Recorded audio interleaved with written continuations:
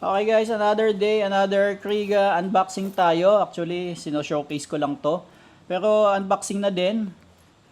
Dahil meron tayo ditong, ito yung isang harness packet natin. At ito yung naka-open na. So ito yung ginagamit ko sa handlebar ng aking motorcycle. Ito yung nakakabit sa ating CRF 150L. So lalagyan natin siya ng anything, barya, RFID, or ID natin pagpapasok sa mga village na kailangan natin ng ID papakita. Ang kanyang materials na ginamit ay 1000D, padded construction siya. Again, YKK yung zipper niya. Hook in loop, nakatago dito. Ayan, pwede mo siyang isagad doon. Ang di lang magkakasya dito guys ay cellphone. So ito yung unang labas nila. Kriega harness packet. Kasi yung isa ay XL, yung isang napakita natin sa ating video. So, ayan yung cellphone. So, talagang hindi siya magkakasya guys yung mga Pro Max nyo.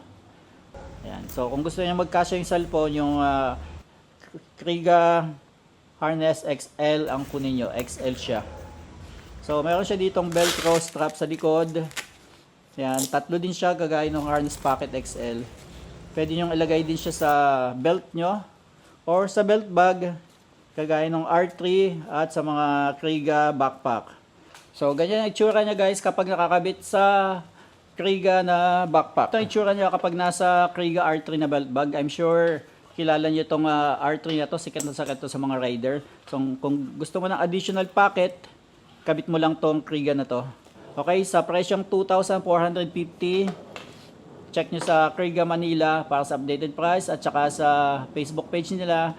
And then, abangan nyo na lang yung mga sale, discount, or promo. Mas makakatipid yun. So, itong itsura niya kapag nabili nyo, mayroon siyang packet. Mayroon siyang plastic dito.